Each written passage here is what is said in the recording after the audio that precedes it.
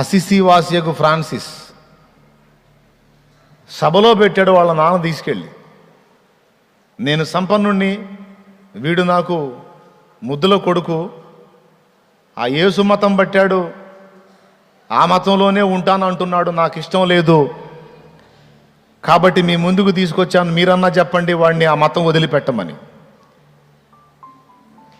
అంటే ఆ అధిపతి చెప్పాడు, ఫ్రాన్సిస్, తండ్రిని బాధ పెట్టకూడదు నాయన, తండ్రికి విధేయత చూపాలి, లోబడయ్యా, ఆయన ఏదో వదిలేయమంటున్నాడుగా వదిలేసేయ్ అంటే, అయ్యా సకల విషయాలలో తల్లిదండ్రులకు విధేయత చూపమని ఉంది, కానీ దేవుణ్ణే పక్కన పెట్టేసేయమంటే, జన్మనిచ్చిన తల్లిదండ్రే కానీ చేతులారా నన్ను నరకంలోకి నెట్టేయటానికి పూనుకుంటే మరి ఆ విషయంలో కూడా నేను లోబడమంటారా? వాళ్ళు నశించే స్థితిలో ఉండి నన్ను కూడా నాశనానికి అప్పచెప్తుంటే నేను ఎలాగా వారి మాటతో ఏకీభవించగలను? కాబట్టి మిగిలిన ఏ విషయాల్లో నేను లోబడకపోతే తప్పు, కానీ తల్లిదండ్రులకి, దేవుని విషయంలో మాత్రం దేవునికే ప్రథమ స్థానం తప్ప తల్లిదండ్రులకు కాదు. జన్మనిచ్చిన తల్లిదండ్రుల కంటే దేవుడు గొప్ప? అవును సార్, అవునండి, జన్మనిచ్చిన తల్లిదండ్రుల కంటే దేవుడే గొప్ప. ఏమయ్యా ఎందుకంటున్నావు అంత మాట? తల్లిదండ్రులు లేకుండా ఎట్లా వచ్చావు నువ్వు? వచ్చాను సార్. ఎలా వచ్చాను సార్? తల్లిదండ్రి వల్ల. నన్ను కావాలని నా తల్లి చేయలేదు, నన్ను కావాలని నా తండ్రి రూపించలేదు. వారికి కలిగినటువంటి ఐహిక విచారాన్ని బట్టేదో మమైక్యం అయితే ఆ సందర్భంలో నా సృష్టికర్త అయిన దేవుడు జోక్యం చేసుకొని వారి కడుపులో నన్నేశాడు.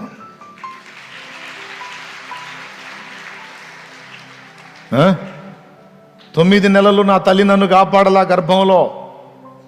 ఎవరైతే నన్ను గర్భాన వేశారో ఆయనే నన్ను కాపాడాడు. భూమి మీదకి వచ్చిన తర్వాత అనుక్షణం నీడలా ఉండి నా తల్లి నన్ను కాపాడలా. నా తల్లి నన్ను వదిలిపెట్టి వెళ్ళిన ఘట్టాలు చాలా ఉన్నాయి, కానీ నా తల్లి ఎన్నోసార్లు అశ్రద్ధ చేసినా ఆయన నన్ను అశ్రద్ధ చేయలా. హల్లెలూయా. నాకు ఎన్నో చేశాడు సార్ ఆయన. కాబట్టి తల్లిదండ్రి కంటే కూడా ఆయన ఎక్కువ. ఎందుకు ఎక్కువ అంటే నా తల్లిదండ్రికే ఆయన తల్లి తండ్రి కాబట్టి. నా అమ్మకు అమ్మా నాన్న ఆయనే, నా అయ్యకు అమ్మా నాన్న ఆయనే, కాబట్టి ఆయన ఎక్కువ. కాబట్టి ఆయన విషయంలో తప్ప ఇక మరి దేనికి కూడా నేను ఇక లోబడతానండి. దేవుడి విషయంలో మాత్రం లోబడు. చూసారా ఎట్లా తయారయ్యారో? చెప్పండి అధిపతి గారు, నా ఆస్తిలో చిల్లి గవ్వ కూడా ఇవ్వను వాడికి చెప్పండి, నా ఇంట్లో ఉండనియను, నా ముఖం చూడొద్దని చెప్పండి. అలాగేనండి, నాకు అక్కర్లేదండి, దేవుడు ఒక్కడుంటే చాలండి, నాకేం ఆస్తి పాస్తులు అక్కర్లేదు. ఇట్లా తయారయ్యారు. దేవుడట దేవుడు ఎట్లా బతికిస్తాడో చూస్తాను నేను కూడా. అంటే మౌనంగా వెళ్తుంటాడు ఫ్రాన్సిస్ గారు. వెళ్తున్నప్పుడు అంటాడు తండ్రి, వాడు ఒంటి మీద ఉన్న అంగి కూడా నాదే, నాదే, నేను కుట్టిస్తే తొడుక్కున్నాడు, చెప్పండి అధిపతి గారు అంటే అలాగ నిలబడి అంగీ తీసి అట్లా ఇస్తా. అంగీ తీసి ఇచ్చేసి సెలవయ్యా సెలవు, నాకు యేసు చాలు అని వెళ్ళిపోతాడు. హల్లెలూయా.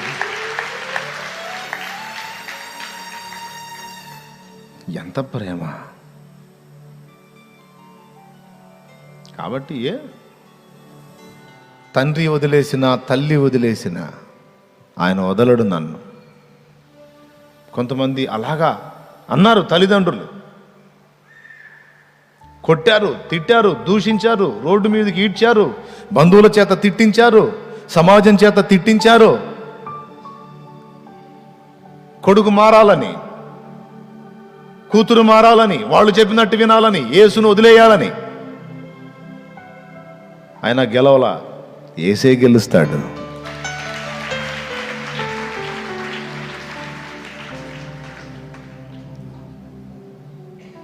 ఆయన పాడుకున్నాడు, కూర్చొని కుమిలి కుమిలి ఏడవలా. వాళ్ళు గుర్తొచ్చినప్పుడు బాధ, అమ్మా నాన్న పర్లేదే అని వాళ్ళని గుర్తు చేసుకున్నప్పుడు బాధపడ్డా. పరిశుద్ధాత్మ దేవుడు మాట్లాడాడట, తల్లిదండ్రుల ప్రేమకు దూరం అయిపోయానయ్యా అని బాధపడితే, పిచ్చోడా, యెహోవా దేవుడు నీకు తండ్రిగాడా? తోబుట్టుల ప్రేమ పోయిందనుకుంటున్నావు, యేసయ్య నీకు అన్నగాడా? ఏమిటి, ఎందుకు బాధపడుతున్నావు అని మహిమగల పరిశుద్ధాత్మ దేవుడు, తండ్రి దూరం అయ్యాడు, తల్లి దూరం అయిందని బాధపడద్దు నాయన, యెహోవా దేవుడే నీకు తల్లి తండ్రి. తోబుట్టువుల ప్రేమ పోయింది, అన్నయ్య నన్ను వదిలేశాడు అనుకోవద్దయ్యా, యేసయ్య నీ అన్నయ్య అని చెప్పాడు. ఆదరణ పొంది పాడుకున్నాడు పాట. ఇలా మొదలు పెడితే ఇక ఒక్కొక్క చరణంలో బోల్డంత మ్యాటర్ వచ్చింది. శుభ్రంగా 2 రోజులు ప్రసంగం అయింది.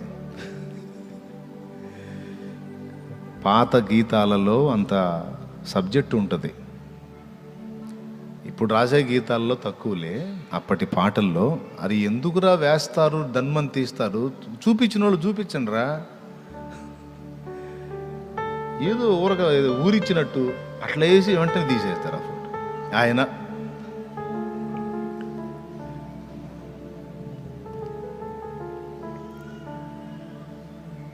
ఎవరెవరు ఏమన్నారో సమాధానం చెబుతాడు. మరి అదే ప్రసంగం అయింది, పాడి చెప్పమంటారా? చెప్పమంటే చెబుతా. దేవునికి స్తోత్రం.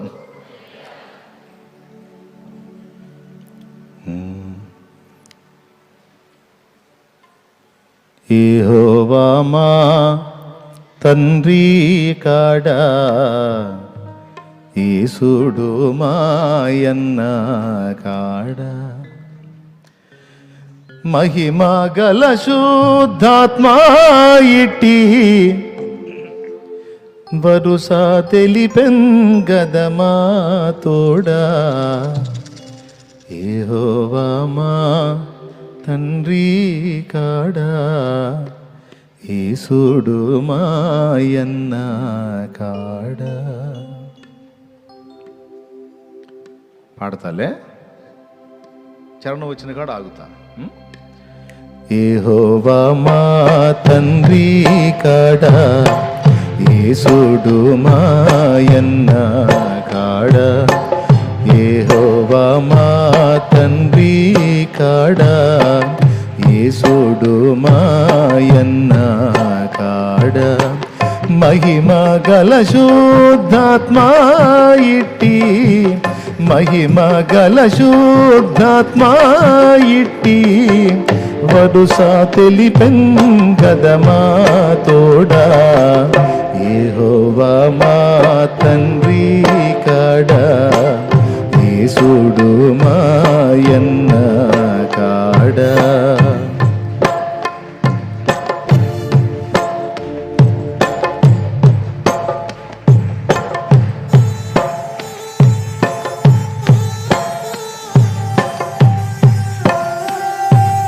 తండ్రి ఎవరండి?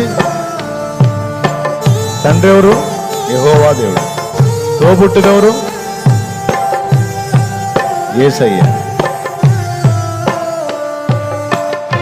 పుట్టిల్లు వదిలేసింది, పుట్టిల్లు వదిలేసింది, మెట్టినిల్లు కూడా వదిలేసింది. పోతే పోనీ, వదిలేస్తే ఇంక దిక్కు లేదా? ఫ్రెండ్స్ వదిలేశారు, పోనీ. మోక్ష నగరు మా పుట్టిల్లు, ముఖ్య దూతల్ మా స్నేహితులు. మోక్ష నగరు మా పుట్టిల్లు, ముఖ్య దూతల్ మా స్నేహితులు. సాక్షాత్కారమయ్యున్నప్పుడు, సాక్షాత్కారమయ్యున్నప్పుడు లక్ష్య పెట్టమిహ బాధలకు.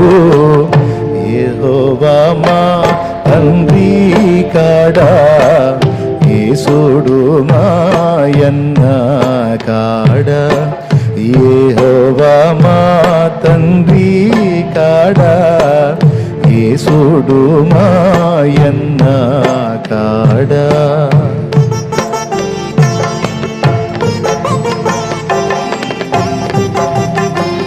పుట్టిల్లు అయిపోయింది, ఫ్రెండ్స్ అయిపోయారు, ఇప్పుడు చుట్టాలు. వాడు ఆ పురుషోత్తం మతభ్రష్టుడయ్యాడట, యేసు మతంలో కలిశాడట, వాడిని ఎవరు పలకరించొద్దు, అంటరాని వాడయ్యాడు, అంటరాని వాళ్ళలో కలిశాడు అని చుట్టాలందరూ వదిలేశారు, ఏడిశారు. అన్నున్నప్పుడు వచ్చి, అన్ని ఉన్నప్పుడు వచ్చి రాసుకొని పూసుకొని అన్నీ పోయిన తర్వాత కంటికి కూడా కనపడకుండా మనం ఈ బజార్లో ఉంటే ఆ బజార్లో గుండా పోయే చుట్టాలు ఎందుకు? అవునా? ఎక్కువ శాతం చుట్టాలు అదే టైపు. బాగుంది, వీడి వల్ల మనకి ఏదన్నా ప్రయోజనం అంటే సమీపిస్తారు. ఏం ప్రయోజనం లేదు, కొంచెం మనం వాడిని కలిసామంటే కొద్దిగా మనల్ని అడిగే అవకాశం ఉందంటే, మనం ఈ బజార్లో ఉంటే 3 బజార్లు అవతలగా వెళ్తాడు, పొరపాటున అవతల బజార్లోకి మనం వస్తామేమో. ఏమండి? చుట్టలు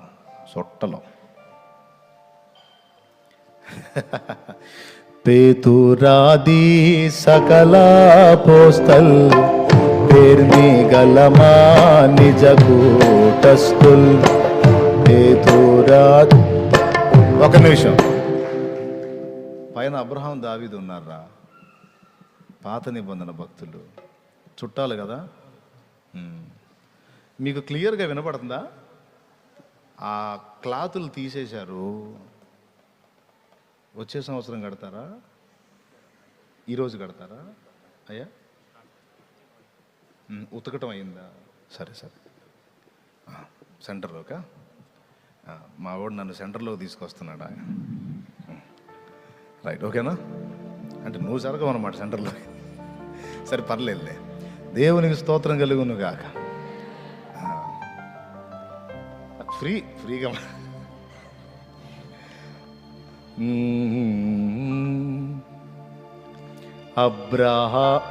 చుట్టాలు వదిలేశారనే ఫీలింగ్ లేదు, బోడి చుట్టాలు. అన్ని బాగున్నప్పుడు రాసుకొని పూసుకొని, పరిస్థితులు తారుమారైతే అడ్రస్ లేకుండా పోయే చుట్టాలు ఎందుకు? అక్కడొక రాని చుట్టము, మ్రొక్కిన వరమియని వ్రేలుపు, మోహరమున బారని అశ్వము, గ్రక్కున విడవంగా వలయు గదరా సుమతి అన్నాడు. అవునా? పనికిమాలిన చుట్టాలు ఉన్నా ఒకటి, ఊడినా ఒకటి. నిజంగా వాడు చుట్టపోడైతే, అరే వాడు ఏ దేవుణ్ణి నమ్ముకుంటే ఏమిరా, వాడికి అది నచ్చింది పోతున్నాడు, అంత మాత్రానికి మనం వాడిని ఎందుకు ద్వేషించాలి, ఎందుకు వెలేయాలి, ఎందుకు కేటాయింపుగా చూడాలి అనుకోవాలి వాడు నిజాయితీ గల చుట్టం అయితే.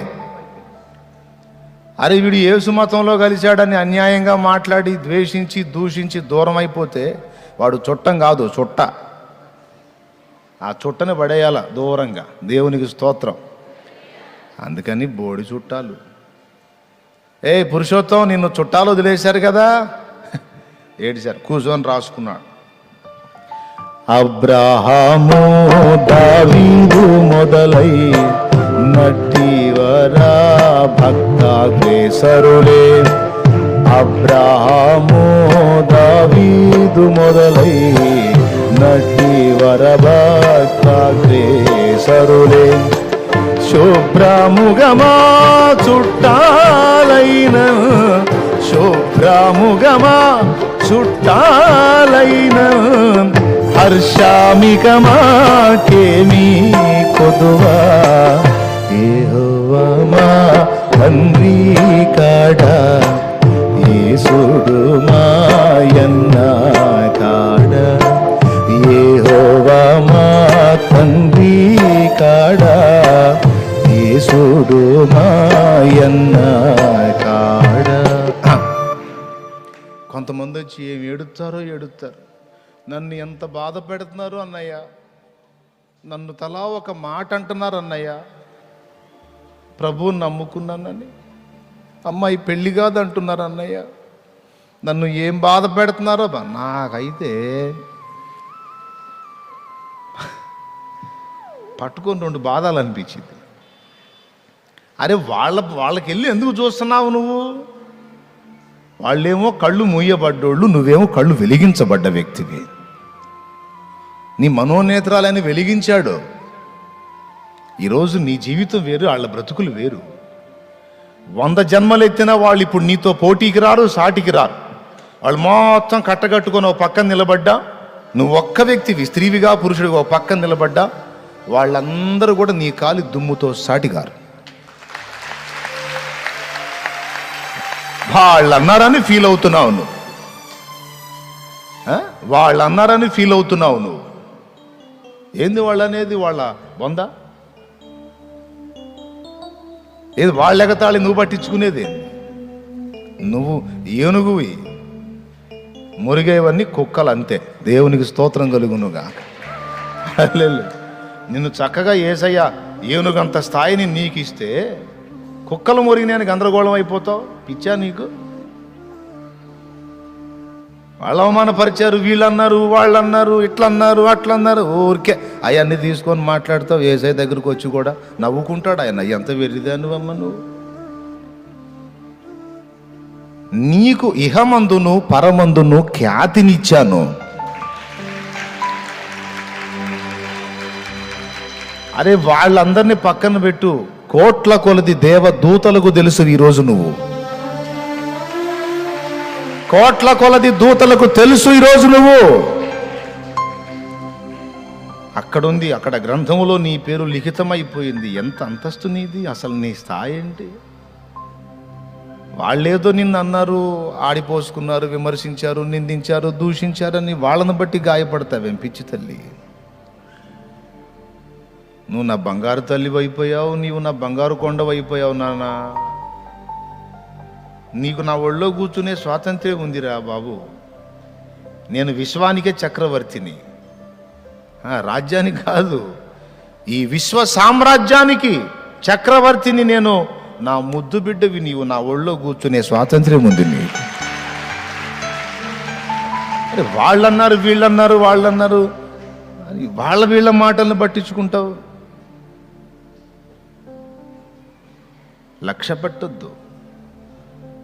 వాళ్ళెక్కడ, నువ్వెక్కడ. యేసయ్య నిన్ను ఎవ్వరికి అందని కృపలో పెట్టాడు.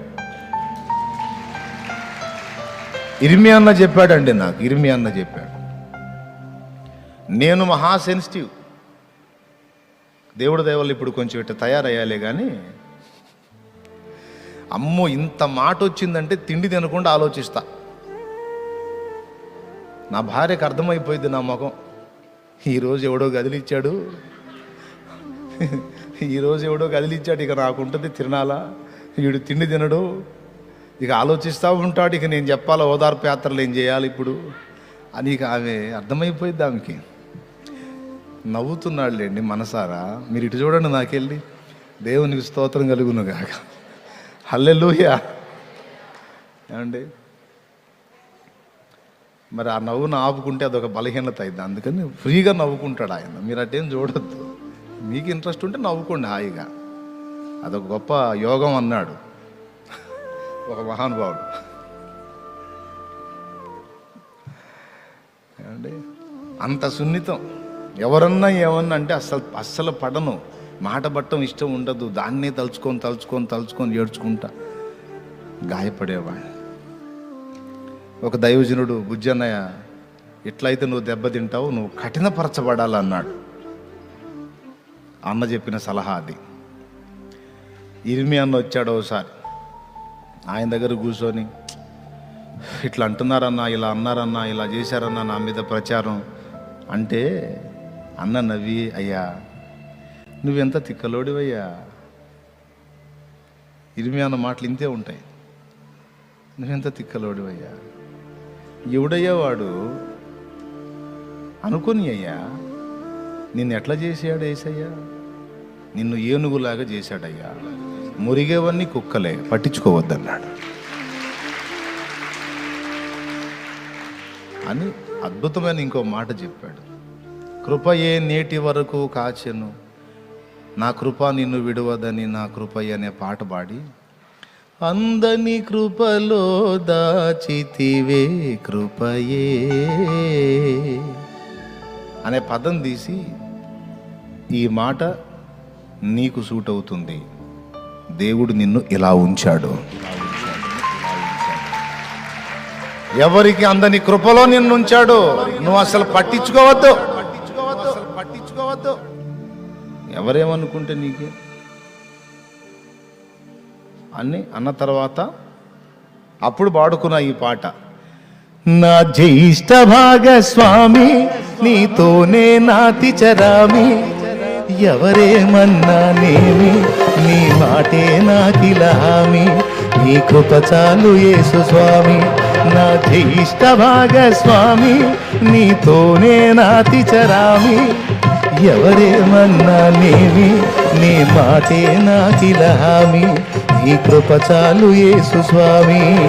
కృప చాలు యేసు స్వామి, నీ మాటే నాకిలామి, నీ కృప చాలు యేసు స్వామి, నీ మాటే నాకిలామి. నా జ్యేష్ఠ భాగస్వామి నీ నాతి చరామి, ఎవరేమన్నా నేమి నీ మాటే నాకిలామి, నీ కృప చాలు యేసు స్వామి. ఇందులోనే ఉంటుంది, నిందలే వచ్చి పడని మిత్రులే శత్రులవని, నన్ను వీడని ఆత్మదేవుడా నాకు చాలు నీ చెలిమి.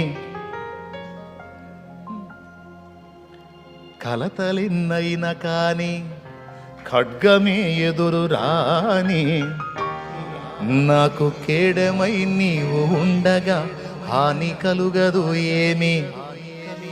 ఏమండి, కరువులెన్నైనా రాని కష్టమేదైనా కాని, నా కాపరివై నీవు ఉండగా నాకు కలుగదులేమి.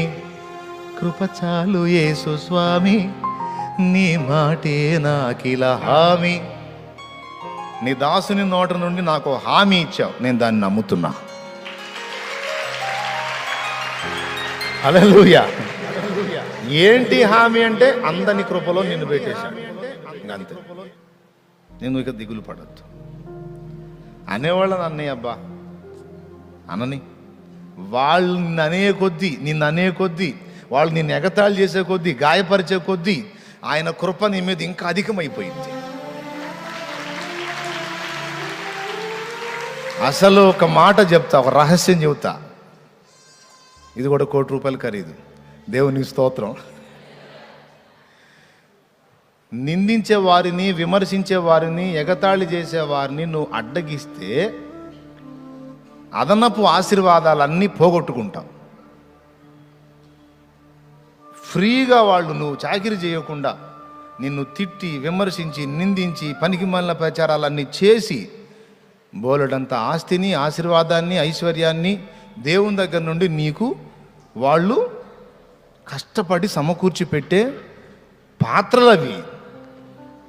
దేవునికి స్తోత్రం కలుగునుగా. అస్సలు వాళ్ళని అడ్డగించనే కూడదు నువ్వు. అసలు మనకు అవకాశం ఉంటే కొంచెం ₹100 ఇచ్చి మరీ తిట్టించుకోవాలి ఫ్రీగా. తిట్టురా బాబు, నువ్వు తిట్టితే నాకు 100కి కోటి వచ్చింది, యేసయ్య కోటి ఇస్తాడు నాకు. దేవునికి స్తోత్రం కలుగును. హల్లెలూయా. నన్ను చెయ్యిరా, ఎగతాళి చెయ్యిరా, నువ్వు నన్ను అవమానపరచురా, నువ్వు నా మీద నిందా ప్రచారం చెయ్యిరా. ఈ ₹1000 తీసుకొని ఖర్చులకు వాడుకొని మరి తిరిగి చెప్పురా.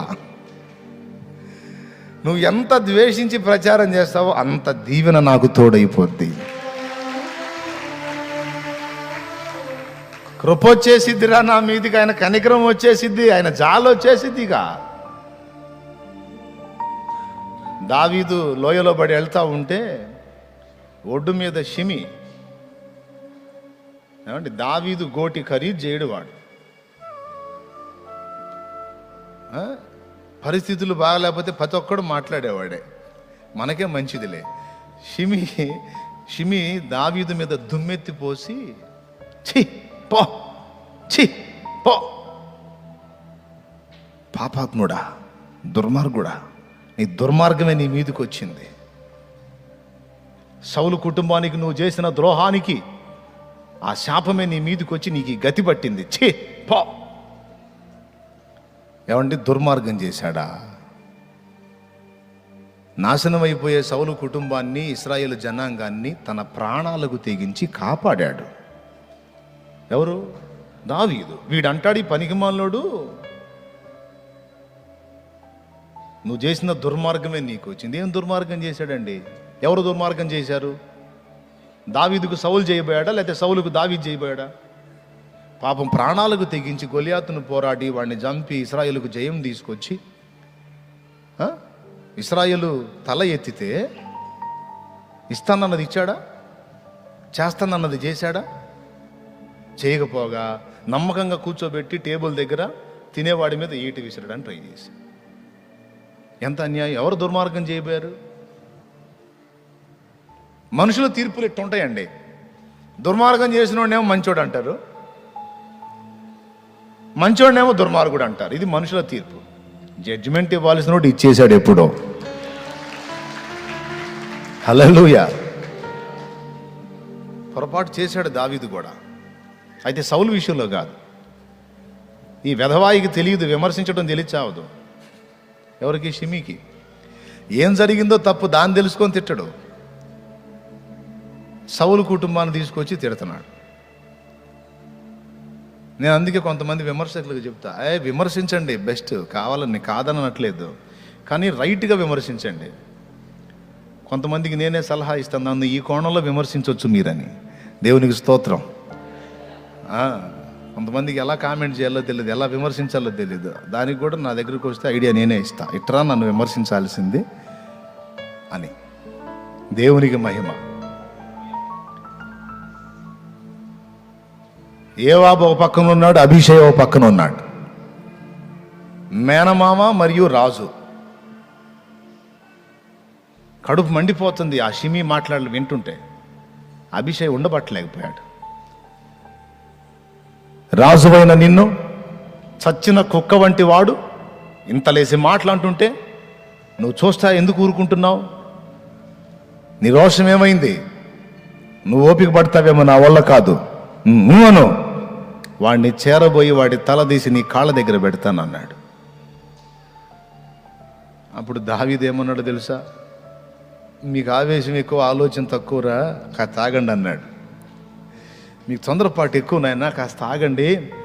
వాడు నాకు ఫ్రీగా మళ్ళా సింహాసనం తెచ్చేటట్టు చేస్తున్నాడు, వాడిని తిట్టనియండి.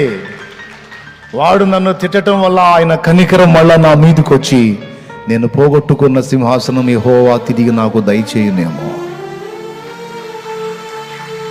ఆయన సెలవు లేకుండా నన్ను తిట్టి బతకగలవాడెవడు? దూషించి, విమర్శించి, నిందల పాలు చేసి, రకరకాల మాటలు మాట్లాడుతుంటే దానికి నన్ను అప్పగించాడు అంటే ఏదో రాబోతుంది రా నాకు ఆశీర్వాదం, ఏదో రాబోతుంది నాకు అని వాని దూషణని అడ్డగించబోయిన వాళ్ళని అడ్డగించాడు. ఖచ్చితంగా అదే జరిగింది. ఎన్నో రోజులు పట్టల, వెంటనే కొద్ది దినముల్లోనే మళ్ళా రిటర్న్ వచ్చాడు, సింహాసనం ఎక్కాడు. సింహాసనం ఎక్కక ముందే చీ పో అన్నాడు. చూడు వెధవాయ్, త్రోవలో ఉండగానే పోయి కాళ్ళు పట్టేసుకున్నాడు. ఎవరిది? దావీదు పాదాలు పట్టేసుకున్నాడు. పట్టేసుకుని ఏమన్నాడు? నీవు అవకాశం ఇస్తేనే నాకు బ్రతుకు, లేకపోతే సస్తానయ్యా. వదిలేరా, సావుదులేపో, బతికిపో అని అవకాశం ఇచ్చేశాడు. అది కాబట్టి ఎవరైనా నిందల పాలు చేస్తుంటే, నిందా ప్రచారాలు చేస్తుంటే, దూషణ పాలు చేస్తుంటే, అవమానంగా మాట్లాడుతుంటే, సొంత వాళ్ళు కానీ, బయట వాళ్ళు కానీ, చుట్టాలు కానీ, పక్కాలు కానీ, మన ఇరుగు పొరుగులు కానీ, ఎవరైనా సరే చేస్తే ఫ్రీగా నీకు ఆశీర్వాదాలు తెచ్చి పెడుతున్నారు కనుక ఏం చింతపడద్దు. దేవుడు నిన్ను అందరినీ కృపలో దాచిపెట్టాడు. ఓకేనా? అది ఎన్నో చరణంలోకి వచ్చాం? రెండో చరణమేగా. ఏమంటున్నాడు? అబ్రహాము దావీదు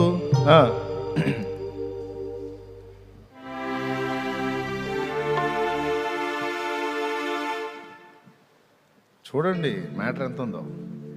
అబ్రహాము దావీదు మొదలై నట్టివరా భక్తాగ్రేసరులే. అబ్రహాము దావీదు మొదలై నట్టివరా భక్తాగ్రేసరులే. శుభ్రముగమా చుట్టాలైన హర్షామికమాకేమీ కొదువా. యెహోవా మా తండ్రి కాడా, యేసుడు మాయన్న కాడా. దేవునికి స్తోత్రం.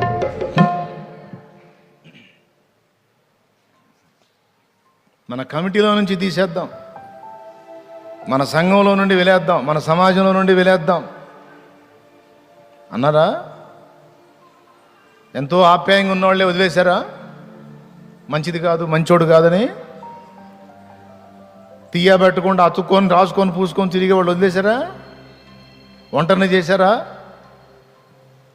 ఒంటరి గోవనయ్యని పాట పాడుకుంటున్నావా? సింగిల్ కూర్చొని ఒంటరిగో ఆ పాట పాడుకుంటున్నావా? సరే పాడుకో, కాసేపు ఏడు ప్రార్థన చేసుకోవడానికి కన్నీటి ప్రార్థన వచ్చిందిలే, పాడుకో. మనుషుల ముందు పాడవాక, మనుషుల ముందు నీ పాట ఇది. వాళ్ళ కూటంలోంచి నన్ను తీసేస్తే, వాళ్ళ సహవాసంలోంచి, సాంగత్యంలో నుంచి, సాహచర్యంలో నుంచి నన్ను నెట్టేస్తే నాకేమి ఇబ్బంది? నాకేమి ఇబ్బంది లేదు.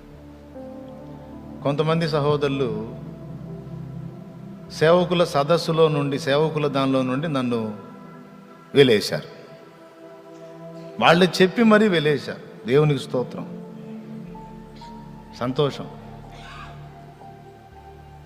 అవునండి, చిలకలూరుపేట పట్టణానికి చెందినటువంటి పాస్టర్స్ ఫెలోషిప్ ఉంటుంది కదా, అందులో నుంచి చెప్పి వెళ్ళేశారు. ఓకే, స్తోత్రం, ఏం ఫీలే. అతన్ని మా కమిటీలోంచి, మా దానిలో నుండి, మా సభ్యత్వంలో నుండి తీసేసాం బ్రదర్, చెప్పంలే అన్నారు. ఇట్లా ప్రేయర్ మీటింగ్ పెడుతున్నాం అయ్యగారు, ప్రార్థన సభలు పెడుతున్నాం, చెప్పమని అన్నయ్య పంపించారు సేవకులందరికీ ఆహ్వానం అని. అంటే లేదు, షాలేం రాజు బ్రదర్ని మేము మా దానిలో నుంచి తీసేసాం బ్రదర్, వెళ్ళేసాం మేము. అతని గురించి డిస్కషన్స్ జరుగుతున్నాయి, అతనికి ఛాన్స్ లేదు అని అంటే, ఇంకొక బ్రదర్ వచ్చి కాదులే ముక్కలు చెప్పిపోతా లేపోని అంటే, లేదు అట్లా కాదులే అని. ఏదో ఆయన గట్టిగా పట్టుబడితే కొంచెం అవకాశం ఇచ్చేది, 2 ముక్కలు చెప్పు, ఏం ప్రాబ్లం లేదు. వచ్చి చెప్పారు, అన్నయ్య ఎట్లా అన్నారు. ఓకే, దేవుని స్తోత్రం. మన సహోదరులు ఏదో చిన్న చిన్నవి ఉంటాయి శరీర సంబంధమైనవి, అంతేగాని మంచోళ్ళే. వాళ్ళేమి పెద్ద కక్ష పూనే వాళ్ళు కాదు, కత్తి పట్టేవాళ్ళు కాదు, దుర్మార్గం చేసేవాళ్ళు కాదు, దుర్మార్గులు అంతకన్నా కాదు. సహోదరులు ఏదో అలుగుళ్ళు, ఏదో నేను అందలేదనో, చిక్కలేదనో, దక్కలేదనో, ఏదో అలుగుళ్ళు అంతే. అంతమించి మళ్ళీ వాళ్ళని ఏదో దుర్మార్గులా చూపించాలని అనుకున్నారు, అందుకని చెబుతున్నాను అనుకున్నారు. లేదు, ఇది జరిగి కూడా సంవత్సరాలు అయిపోయింది. దేవునికి స్తోత్రం. ఒక 2 ఏళ్ళు దాటింది, 2 years దాటిపోయింది. సందర్భం వచ్చింది కాబట్టి చెబుతున్నాను. సాంగత్యమును వదిలేస్తారండి కొంతమంది. ఎక్కడ దాకా ఎందుకు, చిన్న జోక్ చెప్పనా? ఇప్పుడు నేను మంచి అంటే శాలేమన్న గురించి మంచి సాక్ష్యం ఉందని ఆనందంగా పరిగెత్తుకుంటా నా దగ్గరికి వస్తారు. ఒకవేళ నేను తేడా అని ఎవరన్నా ప్రచారం చేశారనుకో, కాస్త నమ్మకస్తులుగా అనిపించిన వాళ్ళు డౌట్ పడతావా లేదా? ఒకవేళ నిజంగానే నేను ఏదన్నా సాక్ష్యం ఎఫెక్ట్ అయిందనుకో, నన్ను ఫాలో అవటానికి ఇష్టపడతావా? ఇష్టపడతావా? దైవజనుడు ఒక ఆయన వాక్యం చెబుతున్నాడు ఇట్లానే, సంఘంలో సడన్గా ఓ స్త్రీ చిన్న బిడ్డను తీసుకొని వచ్చి ఆయన పాదాల దగ్గర పెట్టింది. పెట్టి అంతమంది సంఘం ముందు ఏముందో తెలుసా? ఇదిగో నీ పాపం అని వెళ్ళిపోయింది. ఒక్కసారి ఊహించండి ఆయన పరిస్థితి ఏందో. ఆడ మనిషి పాపనెత్తుకొచ్చి ఆయన పాదాల దగ్గర పెట్టి, ఇదిగో నీ పాపం అని వెళ్ళిపోయింది. అంటే నీ వలన కలిగిన బిడ్డ, ఇది నీ పాపమే, నువ్వే మొయ్ అని వదిలిపెట్టి వెళ్ళిందంటే ఎంత నిజం కాకపోతే అంత డైరెక్ట్గా తీసుకొచ్చి పాపను అక్కడ పెట్టి వెళ్ళిపోయింది. ఇది ఎంత నిజమై ఉండొచ్చు, ఎంత వాస్తవమై ఉండొచ్చు అని ఆంతున అలాగ జనమంతా లేచేశారు. ఏంది పాస్టర్ గారు ఈ పని, ఏందయ్య గారు ఈ పని అంటే, అమ్మా అయ్యా ఊరుకోండి, డైరెక్ట్గా ఆడ మనిషి వచ్చి ఆంతున ఆ బిడ్డను అక్కడ అప్పచెప్పి వెళ్ళిపోతే, నీకు చెందింది కాకపోతే, ఏ సంబంధం లేకపోతే ఎందుకు అలా వదిలిపెట్టి వెళ్ళితే, అయ్యా నా మాట వినండి, చాలు చాలేవయ్యా చెప్పొచ్చావు, మొత్తం వెళ్ళిపోయారు. ఏమండి ఏమైపోయింది? అప్పటిదాకున్న సహవాసం, ఒక వ్యక్తి వచ్చి ఒక నింద ప్రచారం చేయగానే ఇంతే మనుషుల అనుబంధం. మనం బాగున్నాము అంటే మనల్ని అతుక్కొని ఉంటారు, మనం ఏదన్నా ఇతరుల చేత విమర్శింపబడ్డాము అంటే ఆటోమేటిక్గా దూరం అయిపోతారు. ఫలానా పర్సన్ బెస్ట్, బాగుంది, మంచి పేరు ఉంది అంటే ఓకే మా బ్రదరే, ఫలానా బ్రదర్ ఇట్లా అంటగా, తేడా అంటగా అంటే మేము వెళ్ళంగా అసలు ఎప్పుడన్నా ఒకసారి, అది కూడా మా ఇంటి పక్క వాళ్ళు తీసుకెళ్తే వెళ్ళేవాళ్ళని, మాకు అసలు మాది అసలు వేరు. ఏం బ్రదరు, అవునా కాదా? ఇది సరే కానీ ఇంతకు ఆయనకేమైంది? అదే కదా డౌట్. దేవునికి స్తోత్రం. 2 ఏళ్ళు గడిచింది, 2 years ఆ నింద మోసాడు. 2 ఏళ్ళు గడిచింది, ఏమి ద్వేషించలా, ఆమెను ద్వేషించలా, ఆ బిడ్డను ద్వేషించలా, కన్నీరు గార్చి ప్రార్థన చేశాడు. పర్వాలేదులే ప్రభా, మనుషుల అనుబంధం ఇంతే ఉంటుంది, ఏమోలే అందరూ వదిలేసి వెళ్ళిపోయినా ఈ చిన్నదాన్ని నాకు ఇచ్చారు స్తోత్రం అనుకొని ఆ చిన్న బిడ్డని పెంచడం మొదలుపెట్టాడు. 1 సంవత్సర కాలం దాటిన తర్వాత, ఒక 2 ఏళ్ల లోపు అదే మనిషి మళ్ళా వచ్చి బోరున ఏడుస్తూ ఇల్లు తిరిగి చెప్పింది, దైవజనుడు నీతిమంతుడమ్మా, దైవజనుడు నీతిమంతుడమ్మా, నా పరిస్థితి బాగలేక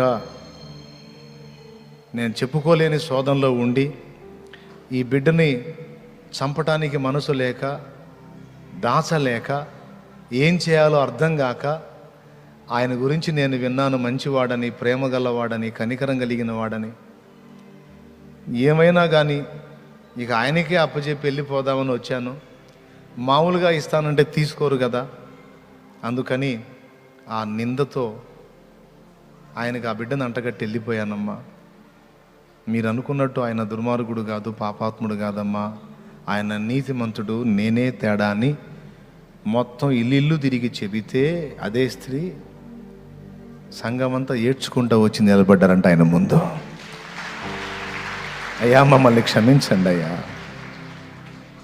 అన్యాయంగా మిమ్మల్ని ఇతరులు చెప్పిన మాటలను బట్టి అనుమానించి, సందేహించి, మీ గురించి తేడాగా అనుకున్నాం, క్షమించండి అయ్యా అని ఏడ్చి పాదాలు పట్టుకోపోతే నో తప్పు, అలా అనుకోవద్దు, పర్లేదు,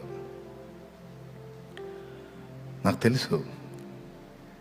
ఈ సాక్ష్యం ప్రబలి అంతకుముందు ఒకంత ఉండే సంఘం 4 గంటలు అయిందట.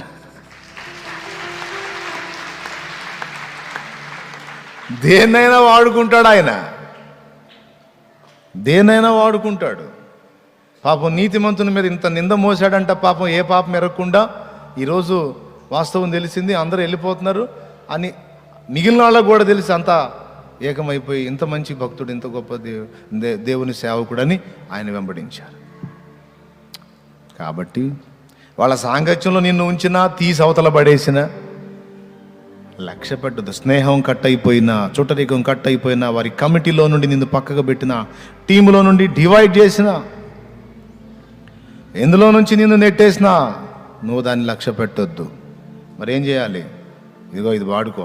పేతురాది सकल पोस्तल पेर्मी गलमा निज कूटस्तुल पेतुरादि सकल पोस्तल पेर्मी गलमा निज कूटस्तुल पेतुरादि सकल पोस्तल पेर्मी गलमा निज कूटस्तुल ఖ్యాతి సభలో మేమున్నప్పుడు ఖ్యాతి సభలో మేమున్నప్పుడు ఘనతాళిక మాకేమీ కొదువా యెహోవా మా తండ్రి కాడా యేసుడు మాయన్న కాడా యెహోవా మా తండ్రి కాడా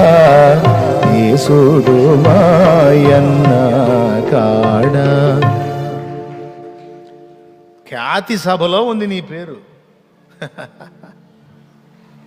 ఖ్యాతి సభ ఇక్కడిది కాదు, అక్కడిది. దేవదూతల సభలోకి ఎక్కే నీ పేరు. ఇక్కడ నీకు ఆధార్ కార్డు లేకపోయినా దిగులు లేదు, రేషన్ కార్డు లేకపోయినా దిగులు లేదు, ఇక్కడ ఏ కార్డు ఉన్నా లేకపోయినా దిగులేదు. అక్కడ ఉంది నీ కార్డు. పరలోకంలో ఉంది నీ పౌరత్వం. యేసయ్య ఇచ్చిన ఘనత ఈ లోకానికి పరిమితమైంది కాదు, శాశ్వత లోకానికి చెందినది. తెలుసా? ధనవంతుడు ఒకడు ఆ ఊర్లో మహాగర్విష్ఠిగా ఉంటాడట. అబ్రహాం అని ఒక విశ్వాసి ఉన్నాడు, బీదవాడు, కష్టజీవి. ఒకరోజు పొలంలో ఇద్దరు ఎదురుపడ్డారు. ధనవంతుడు గుర్రం మీద ఎక్కువ వస్తున్నాడు. బీదవాడైన ఈ అబ్రహాము నడుచుకుంటూ పొలంలో వెళ్తూ ఉంటే వాడు ఎగతాళి చేశాడు. ఏం అబ్రహాం, ఏడి నీ యేసు ప్రభు, నువ్వు అంతసేటు యేసు ప్రభు భక్తుడివి, భక్తి చేస్తావు, నిన్నింకా ఈ దరిద్ర కొట్టు బతుకులోనే ఉంచాడు. నీ చినిగిపోయిన చొక్కా, నీ చినిగిపోయిన వస్త్రం. నేను యేసు గీసు ఎవరిని లక్ష్య పెట్టను, ఎంత ధనవంతుడో చూడు, ఎంత సంపన్నున్నో చూడు అన్నాడట. అబ్రహాం వెళ్తా వెళ్తా ఆగి వెనక్కి చూసి,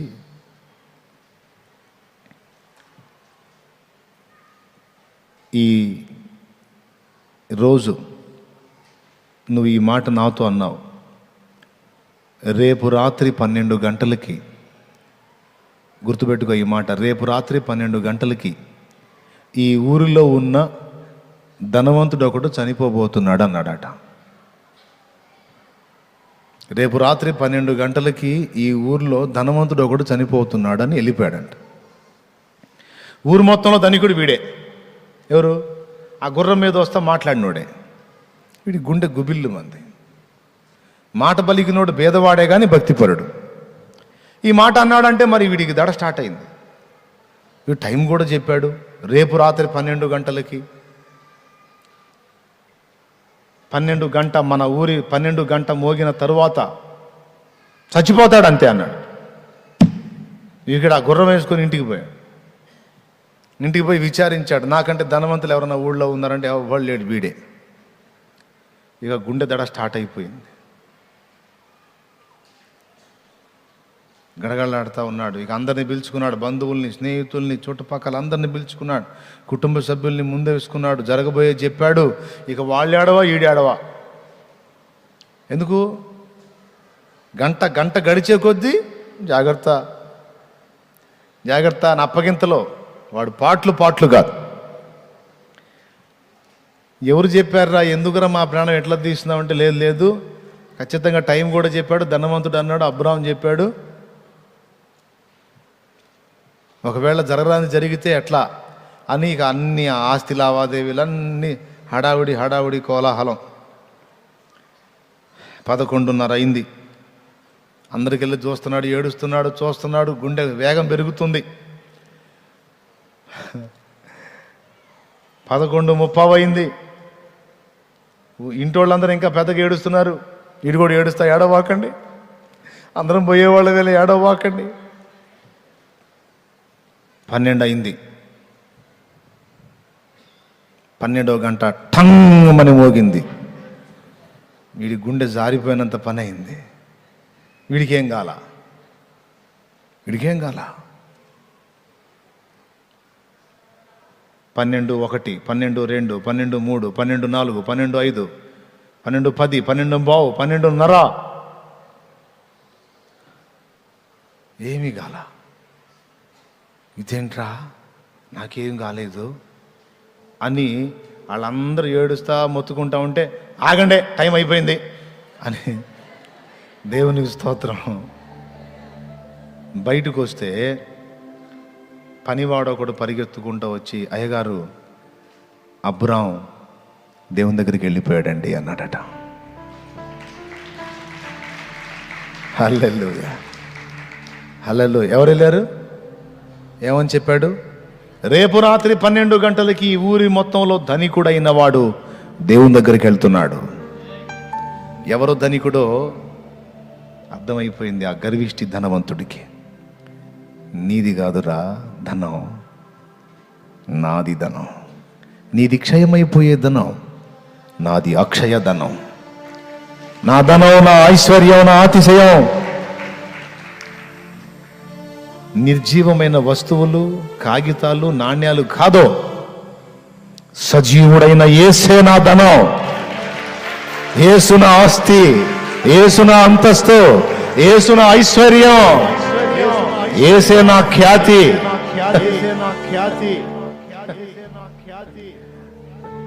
హల్లెలూయా. ఏం ధనంరా నీ ధనం? నీ బోడి ధనం. ఈ ఊరి వరకు నువ్వు ఖ్యాతి గడిస్తావేమో.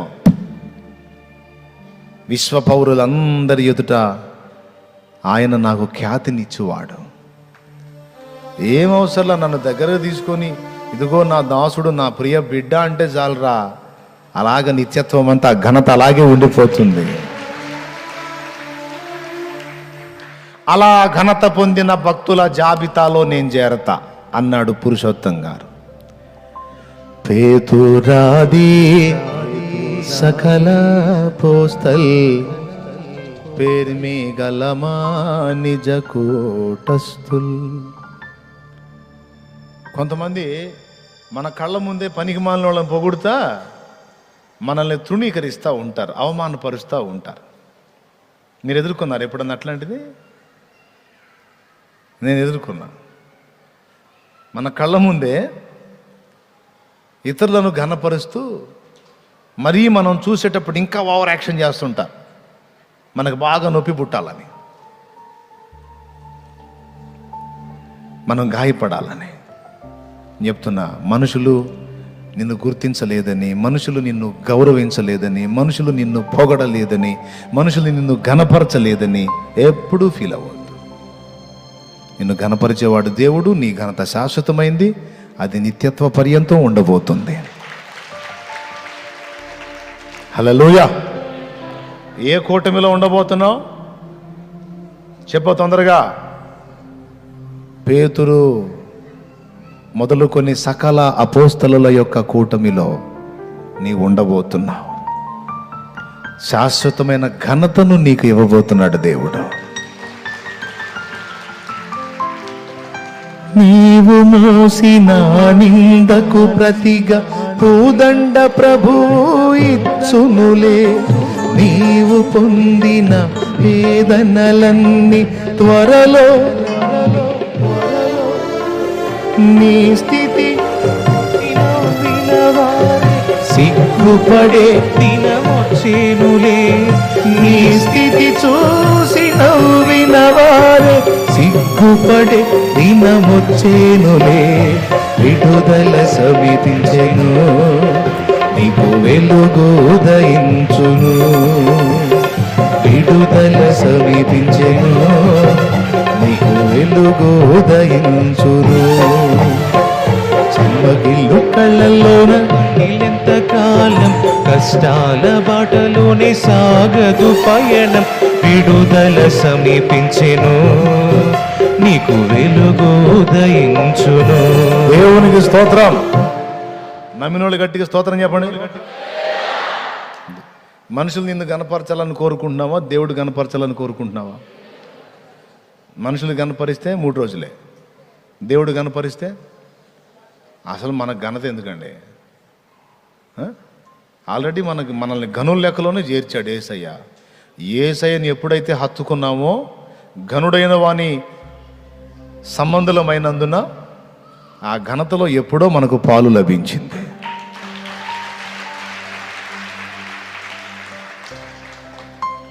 రాజుగారి కొడుకు ఏమవుతాడండి? రాజుగారి కొడుకు యువరాజు. ఎవడో వెధవాయి వచ్చి వీడు దాసుడు పనికిమాలోడు అంటే యువరాజు డిగ్నిటీ తగ్గిపోయిద్దా? మరి అధికారం పోయిద్దా, లేకపోతే డిగ్నిటీ తగ్గిద్దా? ఎవడని అనుకుంటేనే ఆల్రెడీ ఆయన రాజా బిడ్డ, అటు ఘనతే. అవునా? ఇంకా వీలైతే యువరాజు సింహాసనం ఎక్కినాక ఈ మాటలు అన్నోడి తలకాయ దిగిపోయే అవకాశం ఉంటుంది. దేవునికి స్తోత్రం. తప్పించి ఎవరో మనల్ని కించపరిచినందున, ఎగతాళి చేసినందున, అగౌరవపరిచినందున, అమర్యాదగా మాట్లాడినందున మన ఘనత వీసమంతా కూడా తగ్గదు. అది ఇచ్చినవాడు దేవుడు.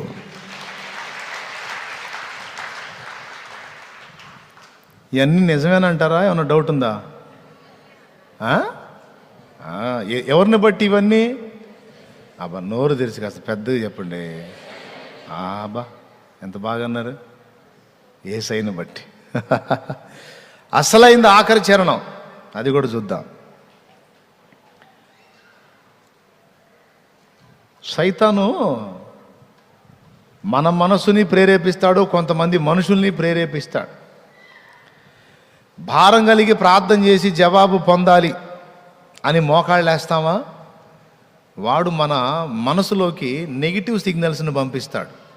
ఇది ఒక రహస్యం, జాగ్రత్తగా వినండి. పాటేలే అనుకోవకండి, కొంపలు అంటుకుపోతాయి. దేవునికి స్తోత్రం. ఓ వాస్తవ సంఘటన చెప్తున్నాను, వాస్తవ విషయాలు చెప్తున్నాను నేను. వాడు మన మనస్సులోకి నెగిటివ్ సిగ్నల్స్ని పంపుతాడు. ఎలాగంటే, నువ్వేదో దీర్ఘ ప్రార్థన చేస్తున్నావు, ఏదో దేవుడితో విపరీతంగా మాట్లాడుతున్నావు, కార్యసిద్ధి జరిగిద్ది అనుకుంటున్నావు. అసలు ఎట్లా జరిగిద్ది? దేవుడు నీ ప్రార్థన ఎలా వింటాడు? నువ్వేమన్నా శాలేమన్నంత మంచోడివా? నా బోటోని ఒకటి చూపిస్తాడు. నువ్వేమన్నా శాలేమన్నంత మంచిదానివా? లేకపోతే ఫలానా అన్నంత పరిశుద్ధుడివా? ఫలానా అక్కంత పరిశుద్ధురాలివా? అసలు వాళ్ళ జీవితాలతో నీ జీవితం పోల్చుకుంటే నువ్వు ఫుల్ తేడా. నీ తలంపులన్నీ చెడిపోయిన తలంపులే, నీ ఆలోచనలు మంచివి కాదు, నువ్వు బలహీనమైన మనసు కలిగిన వ్యక్తివి, నీకు టెంప్టేషన్ ఎక్కువ.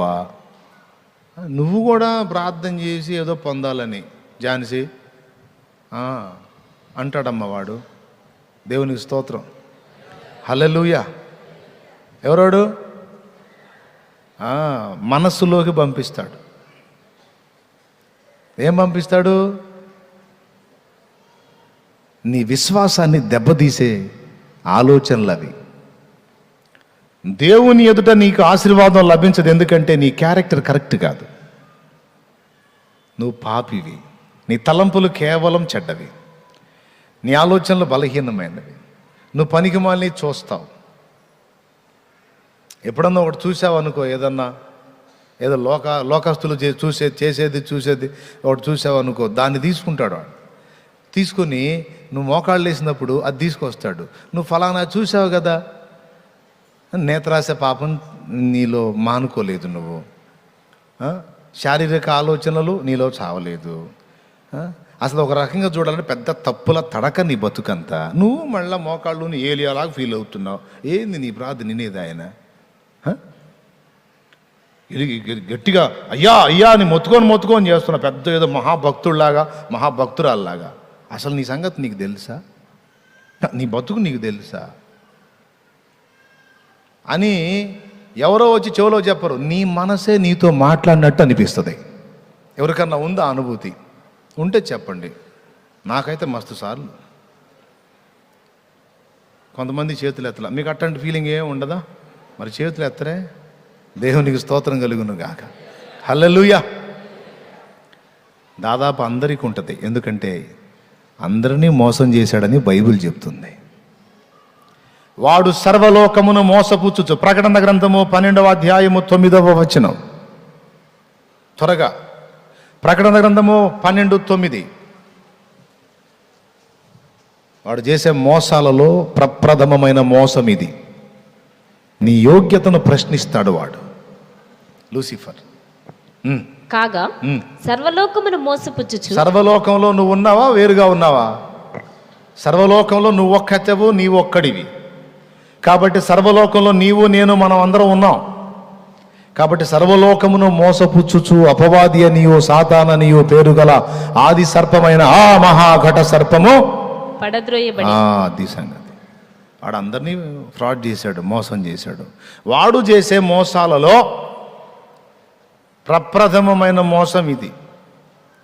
రక్షింపబడిన విశ్వాసిని మన విశ్వాసంలో బలము లేకుండా, దేవుడు నాకు కార్యం చేస్తాడని గట్టిగా నమ్మకుండా నీ యోగ్యతను తీసుకొచ్చి అడ్డం పెడతాడు వాడు. నువ్వు ప్రార్థన చేస్తే కూడా దేవుడు వింటాడా? నీ ప్రార్థన కూడా జవాబు ఉంటుందా? నీకు లోకాశాలు తెచ్చినాయా? నువ్వు కలర్ బట్టలు వేస్తావు, ఫ్యాషన్ అంతా వేషాలన్నీ పడతావు, పిచ్చి మాటలన్నీ మాట్లాడతావు, పనికిమాలన్నీ చూస్తావు.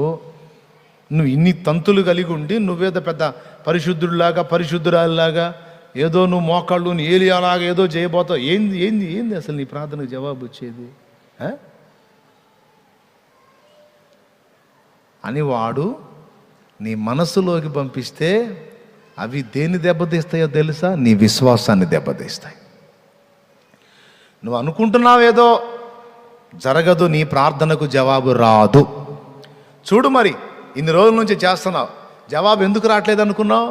అందుకే నీ భక్తి నాణ్యమైంది కాదు, నీకు అసలు తగినంత ప్రార్థన లేదు, నువ్వు సరిగా వాక్యం చదవవు.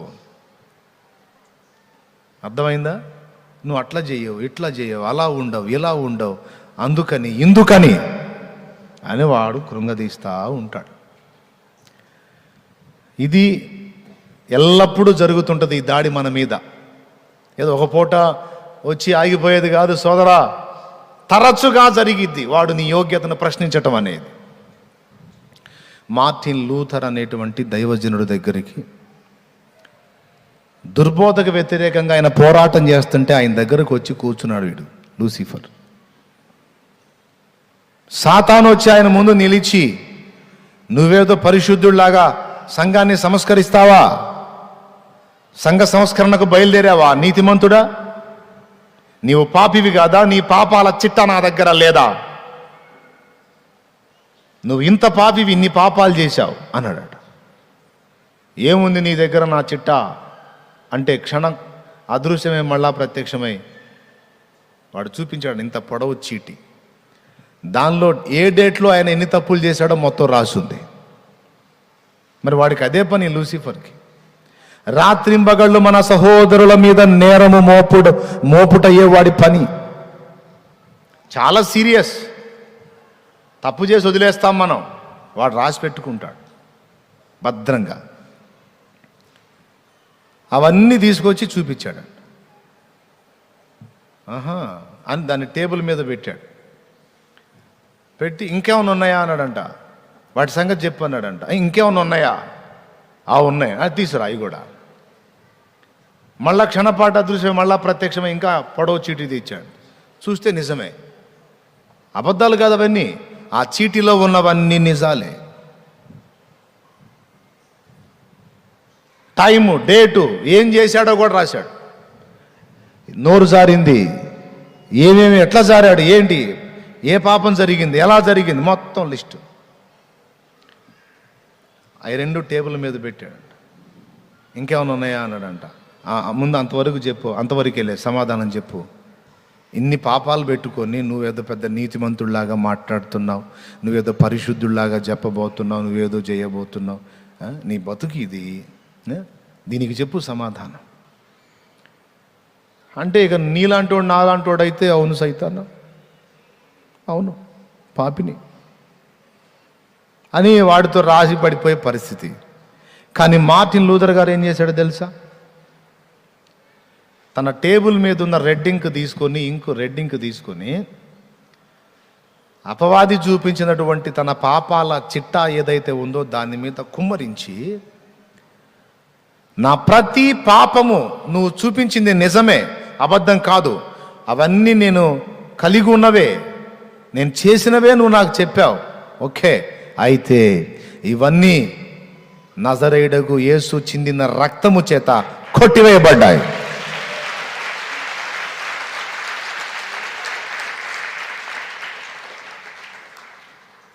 యేసు రక్తమును బట్టి నేను పరిశుద్ధుణ్ణి, నా నీతి క్రియలను బట్టి కాదు. ఎవరన్నారు నా నీతి క్రియలను బట్టి నేను పరిశుద్ధుడని? సరిగా వినాలి. నా యేసు రక్తమును బట్టి నేను పరిశుద్ధుణ్ణి. నేను మంచి పనులు చేసినందున పరిశుద్ధుణ్ణి కాదు, నీతి క్రియలు చేసినందున పరిశుద్ధుణ్ణి కాదు, ధర్మశాస్త్ర సంబంధమైన క్రియలు ఆచారాదులు ఫాలో అయినందున పరిశుద్ధుణ్ణి కాదు, ఆదివారం చర్చికి వచ్చినందున పరిశుద్ధుణ్ణి కాదు, కానుక ఇచ్చినందున పరిశుద్ధుణ్ణి కాదు, ప్రసంగం విన్నందున పరిశుద్ధుణ్ణి కాదు. నా పరిశుద్ధత రహస్యము యేసు రక్తము. ఆయన రక్తమును బట్టి పరిశుద్ధుణ్ణి, ఆయన కృపను బట్టి యోగ్యుణ్ణి. అరే, ఆయన కృప చూపి నన్ను యోగ్యునిగా ఎంచాడు, ఆయన రక్తముతో నన్ను కడిగాడు. నువ్వెవర్రా నన్ను ఆక్షేపించడానికి? తూకోండ్రే అనే మాట అనకముందే చంపాడు. దేవునికి స్తోత్రం కలుగును గాక. హల్లెలూయా. మనుషులు నీ యోగ్యతను ప్రశ్నించినా, నీ మనసే నీ యోగ్యతను ప్రశ్నించినా, దయ్యమే ఎదురు నిలిచి నీ యోగ్యతను ప్రశ్నించినా, సింహం వంటి ధైర్యంతో నీవు చెప్పగలగాలి. ఇది నేర్చుకోకపోతే దెబ్బతింటావు, నువ్వు కృంగిపోతుంటావు, కుమిలిపోతుంటావు. ఏదో ఒక చిన్నదో పెద్దదో అడుగులు జారి ఏదో ఒక తొట్టుపాటు జరిగిన ప్రతి ఘట్టంలోనూ నువ్వు కృంగిపోయి కుమిలిపోయి రోగివైపోతావు. అర్థమైందా? కాబట్టి ఎప్పుడు కూడా గుర్తుపెట్టుకో, సాతానును జయించే రహస్యం ఒక్కటే, యేసు రక్తమును బట్టి వాడికి నువ్విచ్చే సాక్ష్యాన్ని బట్టి జయిస్తావు. ఆయన వాక్యాన్ని బట్టి, ఆయన రక్తమును బట్టి వాడికి నువ్విచ్చే సాక్ష్యాన్ని బట్టి వాడిని ఓడగొడతావు. నువ్వు తప్పించి మరో రకంగా లేదు అవకాశం. అది ఎరిగిన వారై పెద్దోళ్ళు యేసు రక్తమే జయం, యేసు రక్తమే జయం అనుకోండ్రా అని అలవాటు చేశారు. మన గుర్తుండవుగా, అందుకని యేసు రక్తమే జయం, యేసు రక్తమే జయం, యేసు రక్తమే జయం అంటే అపవాది పోతాడంటే, యేసు రక్తమే జయం అంటే అపవాది పోతాడంటే, మరి యేసుకు రక్తం వచ్చేటట్టు పురమాయించింది ఎవరు? అసలు యేసయ్యకు రక్తం వచ్చేటట్టు చిత్రవద చేసి ఆయన ప్రాణమును తీసింది ఎవరు? పెద్దగా చెప్పండి. వాయమ్మ, మీరేందో ఏడో పోయినట్టున్నారుగా, నా దారిలోనే ఉన్నారా, ఇటన్నా సంచారం చేస్తున్నారా? చూడండి, సీలింగ్ క్లాత్ ఎంత ఇంపార్టెంటో చూడండి. అది లేకపోతే రాళ్ళు పోసి డబ్బాలో గిల కొట్టినట్టుంది. అది ఆలోచించే అప్పుడు సీలింగ్ మొత్తాన్ని క్లాతులు కట్టించింది నేను. దేవునికి స్తోత్రం. మీకు ఎలా ఉందో నాకు అట్టుంది. ఏకాగ్రత కుదరట్లా, డిస్టర్బ్గా ఉంది. గమనించారా? అది కారణం. కొంతమందికి ఎలా ఉన్నా దృష్టి కుదిరిద్ది, లైవ్లో ఉన్న వాళ్ళకి మాత్రం ఏకాగ్రత వచ్చింది. ఎందుకంటే అందులో బాగానే వినపడిద్ది. దేవునికి స్తోత్రం కలుగును గాక. అసలు గడియారమే లేపేశారు అక్కడి నుంచి.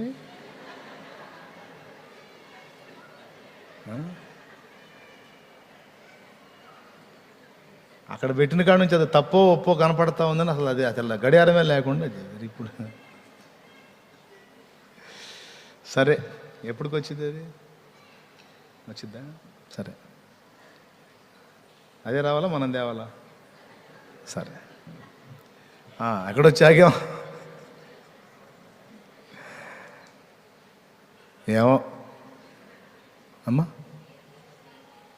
వాటికి చెప్పాలి మనం.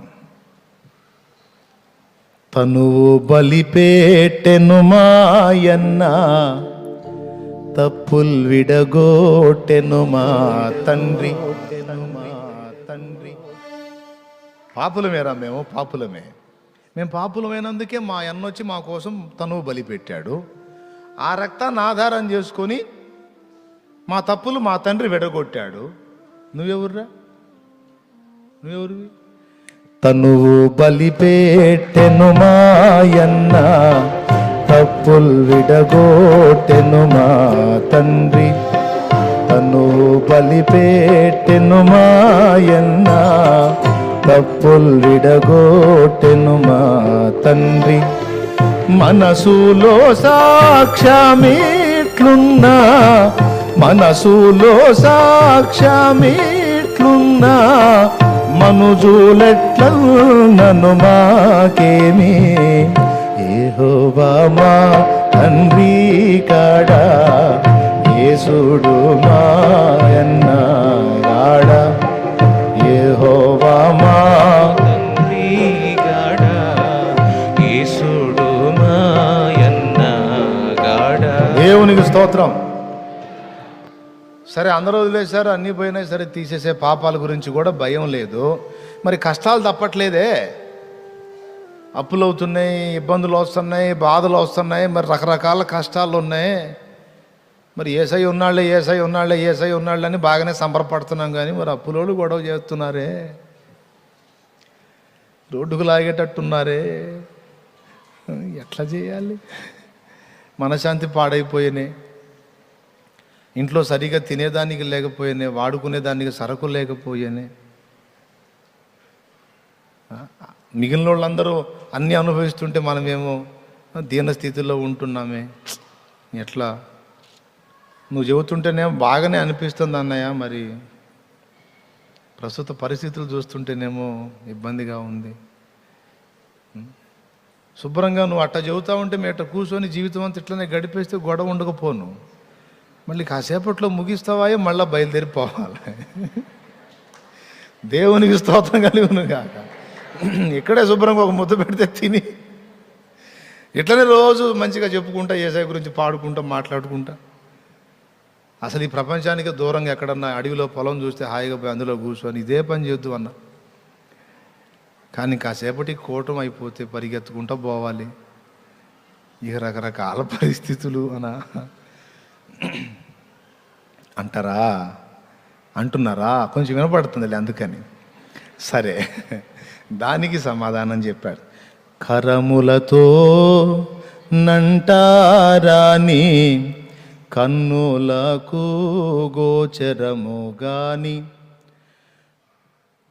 కరములతో నంటారాని, కన్నులకు గోచరము గాని. పరమా ఫలముల్ మాకున్నప్పుడు, పరమా ఫలముల్ మాకున్నప్పుడు, సరకు గుణమీ కడిలేములకు. సరకు గుణము ఇక్కడి లేములకు. అది పరమ ఫలములు మనకు ఉన్నాయా అంటే అర్థం ఏమిటంటే, ఇక్కడ లేమిని బట్టి చింతపడొద్దు. పరమ తండ్రి మనకు ఇక్కడి బాధను బట్టి అక్కడ ఫలం ఏర్పాటు చేశాడు. ఆయన చిత్తం అయితే ఇక్కడ కూడా ఇయ్యగలడు. కాబట్టి నేను అప్పులతో, ఇబ్బందులతో ఇవన్నీ ఈడ్చుకురావాలి అనేది ఆయన సంకల్పం అయితే, కానీ నేనైతే వాళ్ళు అన్నట్టు బీదని కాదు, దరిద్రుని అంతకన్నా కాదు, నేను శ్రీమంతుడి బిడ్డనే. కాకపోతే ఎందుకన్నా అయ్యా పైసలు ఎట్లా? దేవునికి స్తోత్రం. బ్యాంకులో మాత్రం నా పేరు మీద మస్తు పైసలు ఉన్నాయి. బ్యాంకులో మాత్రం నా పేరు మీద మయ్య మస్తు పైసలు వేసిండు, మొత్తం నా పేరు మీదే ఉన్నాయి. కావాలంటే చూసుకోవచ్చు కూడా, నువ్వు పుస్తకాలు కూడా నీకు ఇస్తా. నా పేరు మీద మయ్య ఎన్ని పైసలు వేసిండు, మస్తు పైసలు వేసిండు. కానీ నాకు మాత్రం ఎట్లా? నాకు మాత్రం ఏ రోజుకి ఆ రోజే ఇస్తున్నాడు. ఇంకా చెప్పాలంటే కాస్త అప్పులు కూడా నాకు తగిలిచ్చి వాళ్ళు నన్ను అనేటట్టు చేస్తున్నాడు. మరి అంత మంచి ప్రేమ గల తండ్రిగా ఎందుకు ఎట్లా చేస్తున్నాడంటే, నువ్వే చెప్పావుగా ప్రేమగల తండ్రిని, అవి నాకు అవసరమైనవి కాబట్టి తగిలిచ్చాడు. ఏంటి? అప్పులు. అంత మాత్రాన, అప్పులు ఉన్నంత మాత్రాన, వాళ్ళు నన్ను ఎగతాళిగా మాట్లాడుతున్నంత మాత్రాన నేనేం బీదను అనుకున్నారా ఏంది? మా డాడీ కింగ్. ఏమండి? కింగ్ ఆఫ్ కింగ్స్, దేవునికి స్తోత్రం కలుగునుగా. రాజులకే రాజు, రారాజు మా యేసురాజు.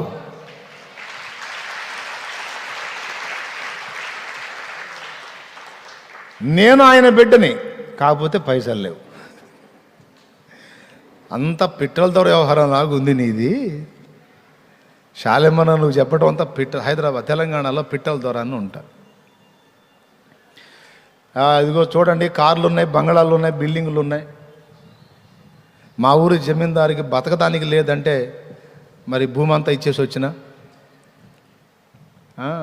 మా ఊరి ఎమ్మెల్యే గారికి పైసలు లేవంటే పొలం అంతా ఇచ్చి వచ్చిన.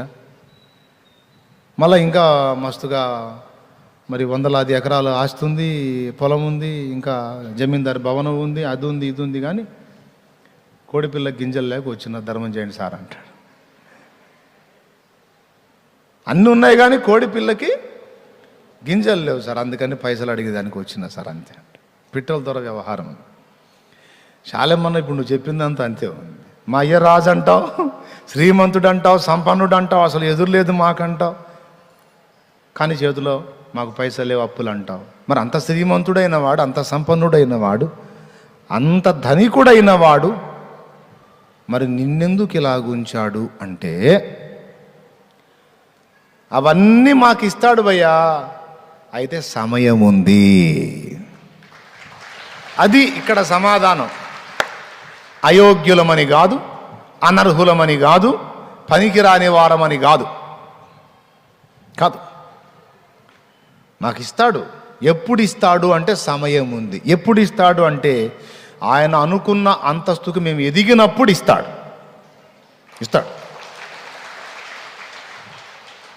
బాగా అప్పులతో ఉన్నవాళ్ళు చేతులు ఎత్తండి. చేతులు ఎత్తన వాళ్ళకి అప్పులు లేవా? అప్పులు లేని వాళ్ళు ఎత్తవద్దు, అప్పులు ఉన్నోళ్ళు ఎత్తండి. సరిగా చేతులు ఎత్తండి. అప్పులు ఉన్నోళ్ళు అందరూ చేతులు ఎత్తాలి. యేసు నామములో మీ అప్పులన్నీ నా ప్రభు తీసేయునుగాక. ఆమేన్. ఏందండి అప్పులోళ్ళు అంటే అందరూ చేతులు ఎత్తారు? అంత సరుకంతా అదే మా బాబోయ్.